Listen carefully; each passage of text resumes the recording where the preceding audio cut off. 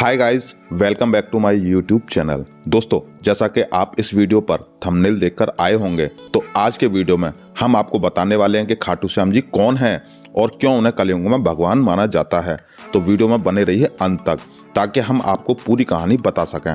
तो without wasting time video start करते हैं। तो ये कहानी आज से लगभग 5000 साल पुरानी है। ये कहानी महाभारत काल से शुरू होती है। उस समय खाटू श्याम जी का नाम बर्बरीक था। बर्बरीक भीम के पौत्र और घटोत्कच के पुत्र थे। बर्बरीक जी देवी जी के बहुत बड़े भक्त थे। एक बार बर्बरीक जी ने देवी की बहुत कठोर तपस्या की, जिससे प्रसन्न होकर देवी ने बर्बरीक को अपने दर्शन दिए और कहा, भक्त मैं तेरी तपस्या से बहुत प्रसन्न हूँ, बता तुझे क्या वरदान चाहिए।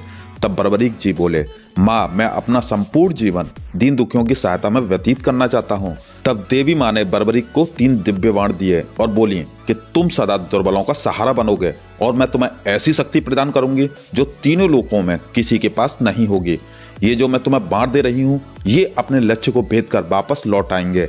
देवी माँ के वरदान को पाकर बर्बरीक खुशी खुशी अपनी माता के पास पहुंचे और कहा, माता मैं अजेय हो गया हूँ, और सारी बात अपनी माता को बताई और कहा, माता मैं भी कौरव और पांडवों के युद्ध में जाना चाहता हूँ। तब बर्बरीक की माँ बोली, बेटा मुझे पता है तुम बहुत ही महान योद्धा हो, परंतु तुम्हें मुझे एक वचन देना होगा कि तुम युद्ध में हारने वाले की तरफ से लड़ोगे और हारे का सहारा बनोगे। बर्बरीक अपनी माँ को वचन देकर नील घोड़े पर सवार होकर अपने 3 दिव्य बाणों के साथ कुरुक्षेत्र की तरफ रवाना हो गए। भगवान श्री कृष्ण तो अंतर्यामी थे, वो ये सब लीला देख रहे थे। वो ये भी जानते थे कि कौरवों को बर्बरीक के इस वचन के बारे में पता है, इसलिए वो कौरवों की तरफ से लड़ेंगे। अगर बर्बरीक कौरवों की तरफ से लड़ेगा तो पांडवों की सेना कमजोर हो जाएगी। उसके बाद वो पांडवों की सेना में चला जाएगा। इस तरह वो दोनों सेनाओं में घूमता रहेगा और कोई भी सेना नहीं जीत पाएगी, और युद्ध के अंत में कौरव पांडव दोनों का विनाश हो जाएगा और सिर्फ बर्बरीक रह जाएगा। इसीलिए श्री कृष्ण ने ब्राह्मण का वेश धारण कर रास्ते में ही बर्बरीक को रोक लिया और कहा, हे वीर योद्धा, तुम कौन हो और इस युद्ध भूमि में क्या कर रहे हो। तब बर्बरीक ने बोला, हे ब्राह्मण देव, मैं महाभारत के युद्ध में सम्मिलित होने आया हूँ। तब श्री कृष्ण मुस्कुराते हुए बोले कि तुम मात्र 3 बाणों से युद्ध में सम्मिलित होने जा रहे हो, ऐसा कैसे हो सकता है। तब बर्बरीक ने बोला, ब्राह्मण देव, ये बाण कोई साधारण बाण नहीं है, इनमें से मात्र एक बाण से ही पूरा महाभारत युद्ध समाप्त कर दूंगा। मेरा मात्र एक बाण ही शत्रु सेना को परास्त करने के लिए पर्याप्त है। तब श्री कृष्ण बोले, अच्छा तो फिर एक बाण से मेरे सामने जो पीपल का पेड़ है उसके सारे पत्तों को छेद करके दिखाओ। बर्बरीक ने ब्राह्मण रूपी श्री कृष्ण की चुनौती स्वीकार करके क्षण भर में ही पेड़ के सभी पत्तों को भेद दिया और वो बाण श्री कृष्ण के पैरों के चारों तरफ चक्कर लगाने लगा।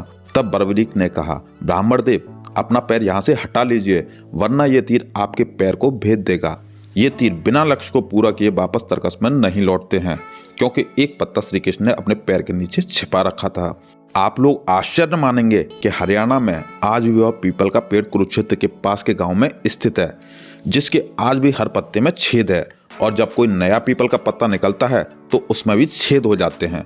आप जाकर खुद देख सकते हैं। बर्बरीक की इस लीला को देखकर श्री कृष्ण बोले, हे वीर योद्धा, मैं तुम्हारे साहस की सराहना करता हूँ और तुमसे दान स्वरूप कुछ मांगना चाहता हूँ। बर्बरीक बहुत ही बड़े दानवीर भी थे, इसलिए बर्बरीक बोले, ब्राह्मण महाराज, मैं आपको वचन देता हूँ कि यदि मेरे वश में होगा तो आप दान में जो भी मांगेंगे मैं उसे मना नहीं करूँगा। तब श्री कृष्ण बोले, हे वीर पुत्र बर्बरीक, मुझे तुम्हारा शीश दान चाहिए। यह बात सुनकर बर्बरीक बोले, ब्राह्मण देव, आप मुझे साधारण ब्राह्मण नहीं लगते हैं, कृपया करके मुझे अपने वास्तविक स्वरूप से अवगत कराइए। तब श्री कृष्ण ने अपने वास्तविक रूप के दर्शन देते हुए कहा, हे बर्बरीक, युद्ध भूमि की पूजा के लिए एक वीर क्षत्रिय के शीश की आवश्यकता होती है और तुम महावीर हो, इसीलिए मैं तुम्हारा शीश दान में मांगता हूँ। श्री कृष्ण की बात सुनकर बर्बरीक बोले, प्रभु, मैं आपको अपना शीश दान अवश्य दूंगा, परंतु मेरी 2 इच्छाएं हैं। पहली तो ये कि आप मेरे शरीर को स्वयं अग्नि देंगे, और दूसरी इच्छा ये है कि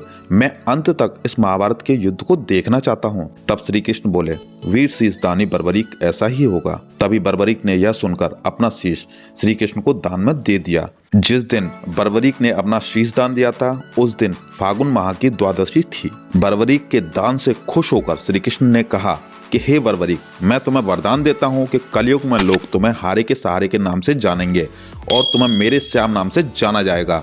और तुम्हारा मंदिर खाटू गांव में होगा, इसलिए तुम्हें खाटू श्याम के नाम से पूजा जाएगा।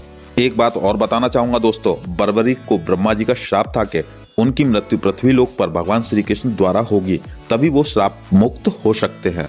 दोस्तों, जब बर्बरीक ने अपना शीश दान दिया तो श्री कृष्ण ने बर्बरीक का सिर युद्ध भूमि के समीप एक ऊंची पहाड़ी पर रख दिया, जहां से बर्बरीक ने संपूर्ण महाभारत का युद्ध देखा। युद्ध की समाप्ति पर पांडवों में आपसी बहस होने लगी कि युद्ध में विजय का श्रेय किसको जाता है। इस पर श्री कृष्ण बोले, बर्बरीक का शीश संपूर्ण युद्ध का साक्षी है, अतः उनसे बेहतर निर्णायक भला कौन हो सकता है। यह सुनकर सभी पांडव बर्बरीक के पास पहुंच जाते हैं और पूछते हैं, पौत्र बर्बरीक, हम सब वीरों में से इस युद्ध को जीतने का श्रेय किसे जाता है। तब बर्बरीक बोले, श्री कृष्ण ने इस युद्ध में विजय प्राप्त कराने में सबसे महान कार्य किया है। उनकी शिक्षा, उनकी उपस्थिति और उनकी युद्ध नीति ही निर्णायक थी। मुझे तो युद्ध भूमि में सिर्फ वासुदेव श्री कृष्ण का सुदर्शन चक्र ही घूमता हुआ दिखाई दे रहा था, जो शत्रु की सेना को काट रहा था।